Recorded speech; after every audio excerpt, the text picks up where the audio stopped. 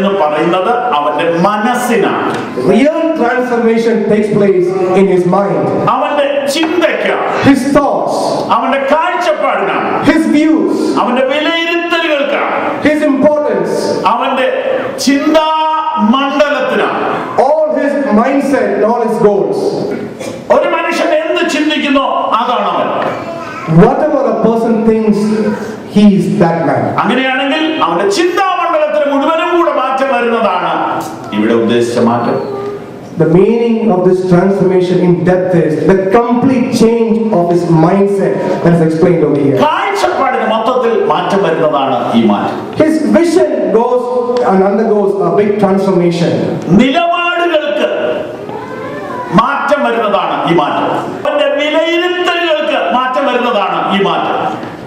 His view about himself changes through this transformation. അതെ, മാറ്റം എന്ന് പറയുന്നത് നാം വിചാരിക്കുന്നതിനേക്കാൾ വലുതാണ്.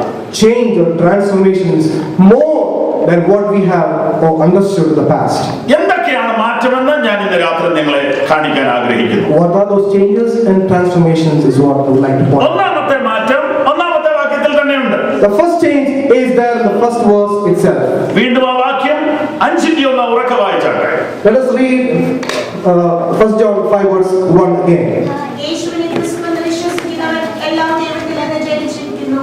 വായിച്ചു. ജനിപ്പിച്ചവനെ സ്നേഹിക്കുന്നവനെല്ലാം അവനിൽ നിന്ന്. മണ്ഡലത്തിലാണ് സംഭവിച്ചിരിക്കുന്നത്. The first change happens in his love life. അവൻ ദൈവത്തെ സ്നേഹിക്കാൻ തുടങ്ങി. He begins to love God. നോക്കൂ, ജനിപ്പിച്ചവനെ സ്നേഹിക്കുന്നു. It says here, who begot also loves him who is begotten of him. രണ്ടാമത് അവിടെ എഴുതിയിരിക്കുന്നു, ദൈവമക്കളെ അവൻ സ്നേഹിക്കാൻ തുടങ്ങുന്നു. The second thing is written that he begins to love the children of God. അവൻ ദൈവത്തെ സ്നേഹിക്കുന്നു, The first he loves God. അവൻ ദൈവമക്കളെ സ്നേഹിക്കുന്നു. The second he loves the children of God. തീർന്നില്ല. It's not over. ബൈബിളിലൂടെ നാം വീണ്ടും മുമ്പോട്ട് പോകുമ്പോൾ When we proceed further in the Bible, നഷ്ടപ്പെടുന്ന ലോകത്തെ അവൻ സ്നേഹിക്കുന്നു. he also begins to love the world that was lost. അതിനെക്കുറിച്ച് എഴുതിയിരിക്കുന്നത് 2 കൊരിന്ത്യർ 5:14 It is written about that in 2 Corinthians chapter 5 verse ക്രിസ്തുവിന്റെ 14. സ്നേഹം ഞങ്ങളെ നിർബന്ധിക്കുന്നു. The love of Christ constrained us. എന്ന് പറഞ്ഞാൽ സ്നേഹത്താൽ അവൻ നിർബന്ധിതനാകുന്നു. We are purposed because of the love of Christ. എന്നിട്ട് അവൻ സുവിശേഷവുമായി പല സ്ഥലങ്ങളിലേക്ക് പോകുന്നു. And then he goes with the gospel to many places. അതെ, ഒന്നാമത്തെ മാറ്റം അവന്റെ സ്നേഹ മണ്ഡലത്തിലാണ്. The first change is in his love life. ദൈവത്തിൽ നിന്ന് ജനിച്ചവനെല്ലാം ദൈവത്തെ സ്നേഹിക്കുന്നു. Those who are begotten of God love God. ഇന്ന് രാത്രി ഞാൻ ചോദിക്കുന്നു, I ask you a question this evening. നിങ്ങൾ ദൈവത്തെ സ്നേഹിക്കുന്നു എന്ന് പറയാൻ പറ്റുമോ? Can you really say that you love God? ദൈവത്തെ ഭയപ്പെടുന്നതല്ല ഞാൻ ഉദ്ദേശിച്ചത്. I'm not asking that you fear God. ദൈവത്തെ ബഹുമാനിക്കുന്നതല്ല ഞാൻ ഉദ്ദേശിച്ചത്. I'm not intending that you respect God or honor God. ദൈവത്തെ സ്നേഹിക്കുന്ന ഒരു അനുഭവം ഫീൽ ചെയ്തിട്ടുണ്ടോ? Do you ever really love God? കർത്താവിനെ സ്നേഹിക്കുന്ന ഒരു അനുഭവം, An experience of loving God. അതിനെക്കുറിച്ച് നിങ്ങളോട് വിവരിക്കാൻ എനിക്ക് ആഗ്രഹം. I would like to explain that more in detail today. പ്രിയപ്പെട്ടവരെ, സ്നേഹത്തിന് മാറ്റം വന്നിട്ടില്ലെങ്കിൽ നമ്മുടെ മാറ്റം മാറ്റല്ല. Beloved, if there is no change in our love life, then that is not the real transformation. യഥാർത്ഥമായി നാം ദൈവത്തെ സ്നേഹിക്കാൻ തുടങ്ങിയാൽ When we really and sincerely begin to love God, കാണുന്നത് അതോ മറ്റുള്ളവരുടെ ഗുണങ്ങളാണോ കാണുന്നത്? are we seeing the negative aspect of other people or the good aspect of other people? നിങ്ങളുടെ മക്കളുടെ കുറ്റങ്ങളാണോ നിങ്ങൾ കാണുന്നത്, ഗുണങ്ങളാണോ കാണുന്നത്? Are you seeing the negative side or the wrong mistakes of your children, or are you seeing the good things and good qualities of your children?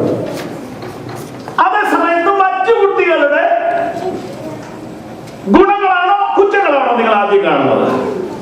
Or are you seeing first the good qualities of other children or the mistakes or wrongdoings of other children? 100% നമുക്കറിയാം, നമ്മുടെ കുട്ടികളെ നാം നോക്കുമ്പോൾ അവരുടെ കുറ്റമല്ല കാണുന്നത്, അവരുടെ ഗുണമാണ് കാണുന്നത്. 100% we all acknowledge that the first thing that we see in our children is the good quality.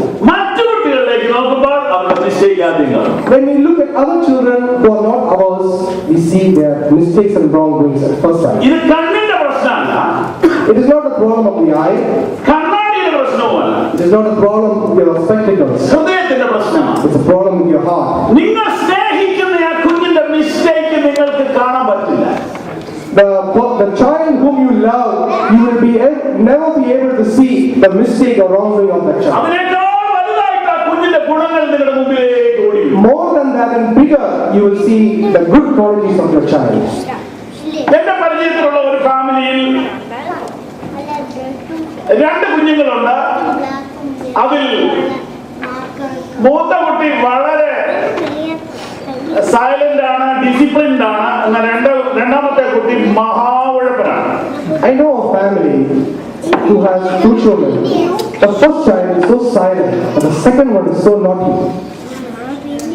അപ്പൊ ഞങ്ങള് വീക്ഷിക്കുമ്പോ ഏത് വിഷയം വന്നാലും ഇതിനകത്ത് പ്രോബ്ലം ഉണ്ടാക്കിയത് ചെറിയ പുള്ളിയാണ്. Whenever we look at that family, the problem that is made is by the second child. പക്ഷെ അടി അടിച്ചത് മൂത്ത കുട്ടി. But the spanking or the beating that he received, the child received, was the first one. ഞമ്മക്കിത് കണ്ടിട്ട് സഹിക്കാൻ പറ്റുന്നില്ല. We could never. അല്ലാതെ If he goes like this, he might end up being a criminal in the end. കാരണം അവൻ ചെയ്യാത്ത കുറ്റത്തിനെല്ലാം അവൻ ശിക്ഷ മേടിക്കുക. Because he is taking the punishment for all the mistakes that he has not done. അപ്പൊ ഞങ്ങൾ അവരുടെ അപ്പനെ വിളിപ്പിച്ചു. We called the father and mother. കാര്യങ്ങളെല്ലാം ഞങ്ങൾ വിശദീകരിച്ചു. We explained everything to them. വിശദീകരിച്ചപ്പോ ആ കുട്ടിയുടെ അമ്മ പറയാ, When we explained, the mother is replying in such a way. എന്റെ പാസ്റ്ററെ ഇവനൊരു പ്രീമച്ചുറാ. My dear pastor, this eldest one, he is a premature person. അപ്പൊ അതുകൊണ്ട് മൂത്ത കുട്ടി ശിക്ഷ മേടിച്ചോളാം. So does that mean that the eldest one should continue getting punishment? എന്താ കാര്യം? ആ ഇളയ കുഞ്ഞ് അല്പം നേരത്തെ ജനിച്ചത് കൊണ്ട് അതിനോട് അന്ന് തുടങ്ങിയ ഒരു പരിഗണനയും സ്നേഹവും കൊണ്ട് അവനെ പൊതിഞ്ഞു നിർത്തിയിരിക്കുക. അവൻ എന്ത് കുഴപ്പം കാണിച്ചാലും കാണുന്നില്ല. Because the second child was born early, whatever he commits, whether it's even a mistake, the parents have a tendency to cover that always with the second child. നിങ്ങൾ ഏറ്റവും കൂടുതൽ വെറുക്കുന്ന ആളുടെ പേരൊന്ന് ഓർത്തേ. Can you remember the person whom you hate the most in your life? Can you remember it? ആ ആള് നിങ്ങളുടെ മകനാണെങ്കിലോ? What if that person was your son in your life? ആ ആള് നിങ്ങളുടെ അനിയനാണെങ്കിലോ? What if he was your brother in your life? ആ ആള് നിങ്ങളുടെ ചേട്ടനാണെങ്കിലോ? What if he was your elder brother? ആ ആള് നിങ്ങളുടെ പെങ്ങളാണെങ്കിലോ? What if that person was a sister in your life? അളിയനാണെങ്കിലോ? Your brother-in-law? പ്രശ്നം പകുതി കുറഞ്ഞില്ലേ? Half of the problem would have been resolved.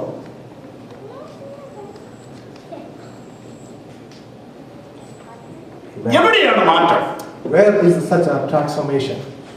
ദൈവം എന്റെ അപ്പനാവുമ്പോൾ When God is my father, മനുഷ്യരെന്റെ brothers ആകുക. men become my brethren. ആ മാറ്റം സംഭവിച്ചില്ലെങ്കിൽ പിന്നെ മതം മാറ്റമേ സംഭവിച്ചിട്ടുള്ളൂ. When that transformation doesn't take place, it's just a religious transformation. എന്റെ പാസ്റ്ററെ വല്ല രക്ഷാ സ്നാനം പരിശുദ്ധാത്മാഭിഷേകം കർത്താവിന്റെ വരവ് ഇങ്ങനെയുള്ള വിഷയം വല്ലതും പറയാൻ പാടില്ലേ? My dear pastor, can we not speak about salvation, baptism, and the coming of the Lord? അതല്ലേ കഴിഞ്ഞ 50 കൊല്ലം കേട്ടത്. That's what we were hearing for the last 50 years. എന്നിട്ട് എന്ത് മാറ്റം വന്നു? And what is the transformation that is taking place here? കർത്താവ് വന്നാൽ മതി, ഞങ്ങൾ ഇപ്പൊ റെഡിയല്ലേ? People are thinking that let Jesus Christ come, we are ready to go with him. നാം വഞ്ചിക്കപ്പെടരുത്. Let us not be deceived. നമ്മുടെ ഹൃദയത്തിന് മാറ്റം വന്നിട്ടില്ലെങ്കിൽ നാം ഈ പാടിയതൊക്കെ വെറുതെയാവും.